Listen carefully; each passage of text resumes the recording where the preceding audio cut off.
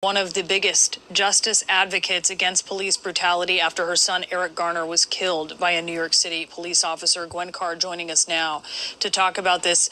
Gwen, thank you so much for joining me because, you know, when we heard George Floyd saying the words, "I can't breathe" in this video, I know I did. I know a lot of people, they heard the echoes of your son when they heard him say the exact same thing.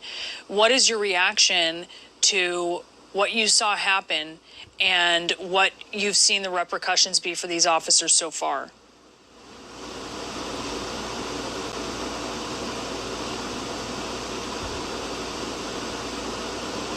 Gwen, I'm not sure if you can hear me now. Can you hear me? It's Brianna. I can hear you. Okay, thank you so much. I wanted to ask you, since you heard what George Floyd said, and it was like an echo of what we heard your son say. I wanted to know what your reaction was to what you've seen happen there, and also what your reaction is to what's happened with the officers so far. Well, to hear that young man cry out, "I can't breathe," the same as my son did, it was so heart-wrenching. It brought back so many memories of what happened to me the day that my son was murdered.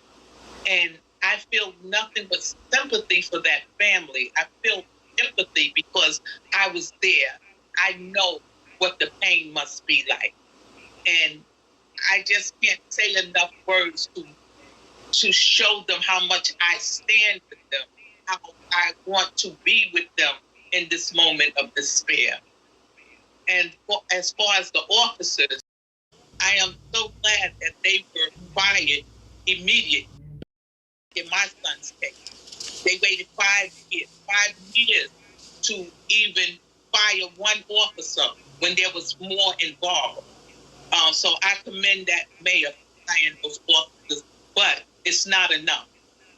Criminal charges should also be put before those officers, because it was outright murder what they did to that young man. There's no excuse. You don't do that to a human being, no matter. When you see, you mentioned this, it was 5 years before any action was taken against any officer involved in your son's death. It was much more quick in the case of these officers. I wonder if you think anything has changed since your son died and you watch this happening. It's so much like what we heard your son say, and yet the officers are being dealt with more quickly. Has anything changed, do you think? Well, the change is coming about very slowly, but it is bringing more awareness.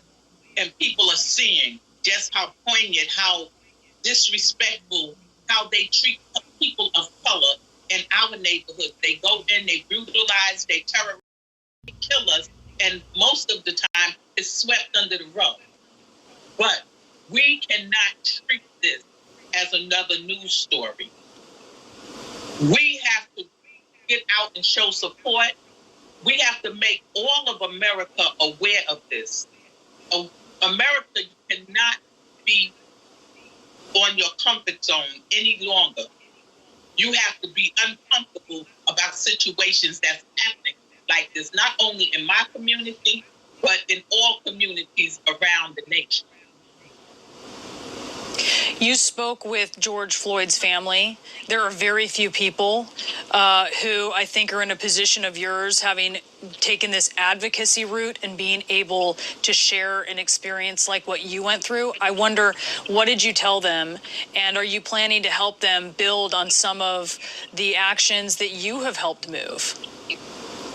Well, when I spoke to them, I know that they were in pain because I know how I felt on those first few days after the death of my son. So I tried to console them. I told them not to give up the fight, and I am glad that the officers were quiet as immediately as they were, and I told them that I stand with them, and I told them that I stand with them in solidarity.